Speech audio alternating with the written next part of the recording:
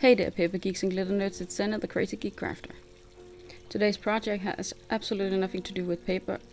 I got caught up in a different project. It's my pond. Like there where you see the arrow pointing out, that's actually a garden pond. And I had to find it. We've lived here now for 3 years, and every summer this happens.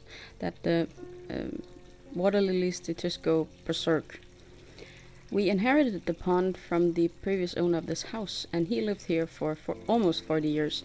So we have no idea when it was established, how it was made, or how deep it was. So that was going to be a surprise. We went to a store that specializes in garden ponds, and they told us that we just had to empty it and start over.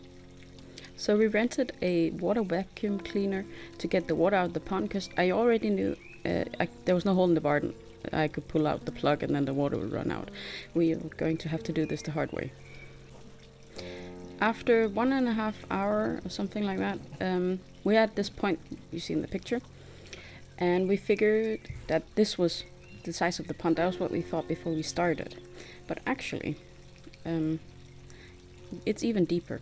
And the reason why we thought it wasn't that deep is because there were so many roots from the water lily that we were actually standing on top of that when we were trying to empty out the pond.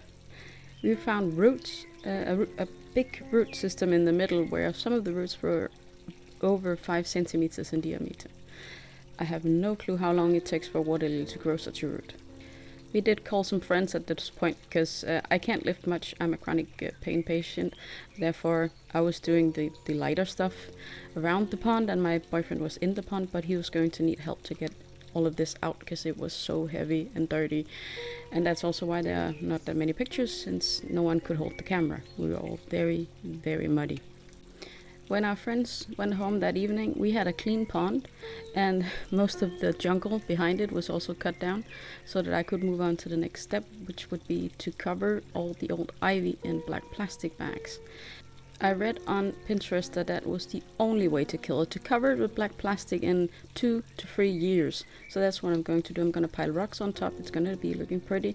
But just imagine this. After 45 minutes of working, this is what I was left with. I think maybe I've dug out 50 centimeters of this dirt, and all these rocks on the ground next to where I've been digging, I peeled them out of the dirt. So that was a lot of work. After I got this part cleared, actually there was so many big ivy roots that I just decided to cover it first in newspapers and then in black plastic bags. I threw some stones on to keep it on until we get the frame on the pond. We have to go buy some wood for that, and then I'm going to fill up with stones so you can't see the black bags, and then hopefully in 2 to 3 years I can uncover it and take out all the hopefully rotten roots. I'm going to need to do the same to the furthest bank because there's supposed to be grass, but it seems to only be weeds. So I figured I'll just do the same and expand on my new stone theme. I know this is not at all what I normally upload, but at least here is 10 minutes plus of the sounds of my new delicious pond. I am really enjoying the noises and all the birds. Hopefully they'll come back, even though I've disturbed their favorite pond. But I'll be back with a paper project next week. I promise. I've recorded it. I just didn't have the time to do that and take care of my garden this week. So until next time, I hope you'll be having a good day, evening, or night.